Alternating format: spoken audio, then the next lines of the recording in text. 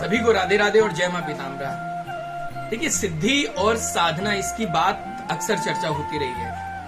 ये नवरात्र का जो पावन पर्व है, इसको लेकर के बहुत सारे जो आप लोगों ने मुझे मेल भेजे हैं, प्रश्न भेजे हैं कि आचार्य जी कैसे इसको सिद्धि को प्राप्त करें या सिद्धि को कैसे कर सकते हैं। तो इन सबको लेकर के बहुत काफी किंवदंतियां हैं, लेकिन मैं आपको एक आसान तरीका बताता हूँ कि अगर आप चाहते हैं, जैसे मान लीजिए किसी जातक के ऊपर राह चलते कोई टोना या टोटका हो गया, या अगर कोई आपके ऊपर एक ऐसी परेशानी हो गई हो जो परेशानी आपके पास आके बार बार आपको परेशान करती हो, बार बार उतारा करते, बार बार होती है, बार बार उतारा करते, बार बार होती है, या ये कह लो पूरी तरीके से आप तंग आ चुके हैं, तो मैं आपको एक आज नवरात्र की अष्टमी और नवमी के दिन किया जाने वाला एक ऐसा उपाय बताने जा रहा हूँ जिससे वो चीज या हवा या तत्व जो आपको आ करके आपको अनायास ही बार बार परेशान करता है, इसे आप समाप्त कर सकते हैं सदा सदा के लिए।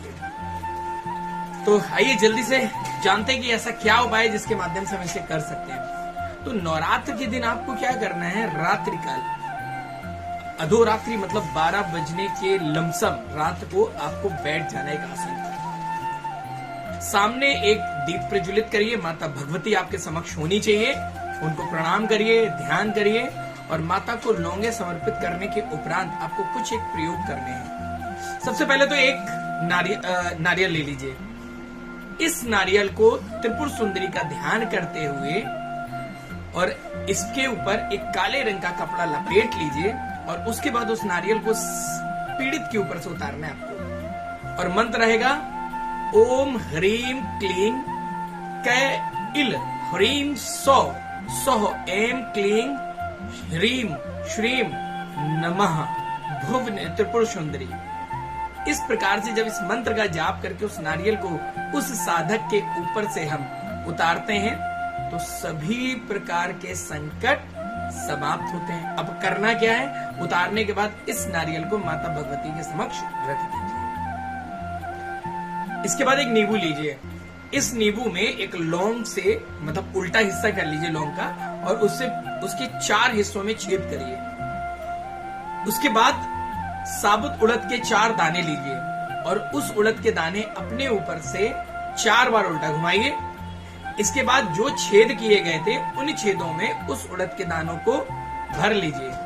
भरने के उपरांत उसके पीछे से लौंग लगा दीजिए, मतलब जहां आपने छेद किया था, जहां उड़द के दाने लगाए थे, वहां आपको लौंग भर देनी है, साबुत फूलदार। इसके बाद उस नींबू को 108 बार ओम क्रीम क्रीम क्रीम ह्रीम ह्रीम ह्रीम हुम हुम दक्षिणे कालिके स्वाहा, इस मंत्र का जाप करते हुए अपने ऊपर से उतार लीजिए। 108 बार उतारना है उल्टा। इसके बाद इस नींबू को अपने सामने रख दीजिए जहां माता भगवती के समक्ष आपने नारियल रखा था। फिर से आपने सुना होगा काली हल्दी का नाम तंत्र के प्रयोग में आती है। अब ये काली हल्दी का प्रयोग मैं आपको जो बताने जा रहा हूं ये बहुत ही चमत्कारिक है।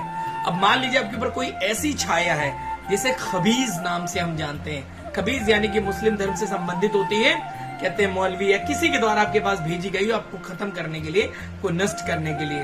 तो उस काली हल्दी को लीजिए, 8 काली हल्दी लेनी है साबुत। इसके बाद मैं जो मंत्र बता रहा हूं इस मंत्र को पूरी श्रद्धा के साथ आपको अपने ऊपर से उतारना है और आपको बोलना है एम ओम ह्रीम क्रीम हुम फट ओम ह्रीम श्रीम क्लीं एम सोह भुवनेश्वराय नमः। ऐसा बोलते हुए अपने ऊपर से इस मंत्र से अपने ऊपर से 108 बार आप उतार लीजिए। अगर आप सक्षम नहीं है 108 बार उतारने में तो कम से कम इसे 8 बार तो उतारना उल्टा अनिवार्य बनता है। अब इस जो काली हल्दी थी इसे भी सामने रख लीजिए। मैं आपको बता रहा हूं कि आगे इनका प्रयोग कैसे आपको करना है। इसके बाद लौंगे लीजिए। कितनी? 8 लौंगे लेनी है और 8 लौंगे लेते हुए आपको बोलना है श्रीम ह्रीम क्लीं एम वज्रेश्वराय हुरुम हुरुम फट स्वाहा, और अपने ऊपर से फिर से 8 बार उतार के अपने समक्ष माता रानी के समक्ष रख दीजिए। इसके उपरांत क्या करना है, इसके उपरांत आपको 7 सुपारी लेनी है, उनमें रोली लगाइए, और इसके बाद अपने ऊपर से उतारिए और मंत्र बोलेंगे ओम हम सहा हस्करी हसे। माता त्रिपुर भैरवी का बीज मंत्र है और इस मंत्र को तब किया जाता है जब किसी के ऊपर मारण मोहन उच्चाटन किया जाता है। और ये बोल करके अपने ऊपर से उतार के 8 बार या 108 बार अपने समक्ष रख लीजिए। अब बात आती है कि किसी ऐसे चौराहे को आप लांग गए हैं जिसके बाद आप भयंकर पीड़ा में हैं और आप बीमारी से उठने का नाम ही नहीं लेते हैं। अब यहां कैसे करना है?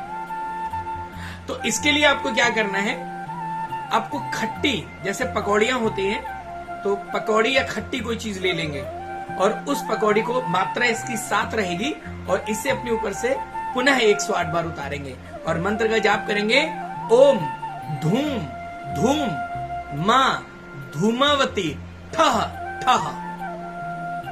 जो भी आसुरी शक्ति होगी वो वहीं ठहर जाएगी। इसके बाद उसे उतार के सामने माता रानी का ध्यान करते हुए रख लेंगे। इसके बाद आते हैं कि मान लीजिए आपके यहाँ कोई अबोध बालक है, उसके ऊपर कोई ऊपरी प्रभाव और क्रिया कराया, या आप किसी मुकदमे से पीड़ित है और आप उस मुकदमे में जीत नहीं रहे, तो एक हल्दी की माला लीजिए, अपने हाथ से भी आप बना सकते हैं। और उसके बाद आपको एक मंत्र का जाप करना है ओम ह्रीम मां बगलामुखी सर्व दुष्टानाम वाचम मुखम पदम स्तंभयन स्वाहा। ऐसा बोलते हुए उस हल्दी की माला को उतार करके अपने सामने रख देंगे और रखने के उपरांत अगर आप रख देते हैं तो आप ये मान लीजिए ये ऊपरी प्रभाव आपका समाप्त। यहाँ तक आपने समझ लिया। अब इसके बाद बात करते हैं कि मान लीजिए आप किसी ऐसी सिद्धि को प्राप्त करना चाहते हैं कि जिसके लिए मैं ये कहूंगा कि काफी अरसे से आप चाह रहे थे कि हम सिद्धि प्राप्त कर लें और कोई हमारा एक सुरक्षा कवच ऐसा बन जाए जिससे हमारे ऊपर किसी भी प्रकार का कोई भी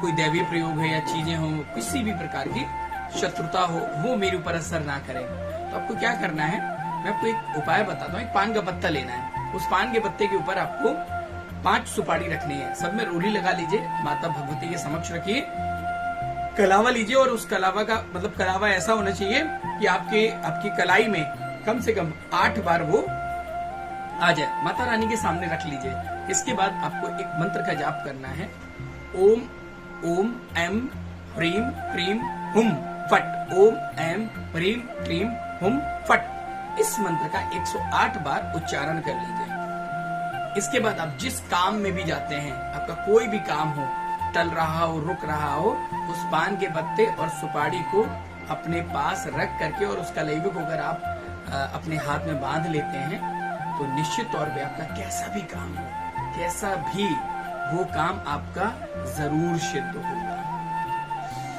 एक और बात, जिस प्रकार से आपने इन सभी 10 प्रयोगों को किया, तो अब इनका करना क्या है, इन सभी वस्तुओं को आपको ले लेना है अगले दिन और जा करके आपको माता रानी के मंदिर में, जो आपके नियरेस्ट मंदिर हो निकट में, वहां जाकर के माता रानी को अर्पित कर देना। साथ ही साथ माता रानी को 2 सुहाग की जो चीजें हैं वो चढ़ानी है। एक तो माता रानी के समक्ष रह जाएगी और एक वो निशानी अपने पास आप ले आएंगे।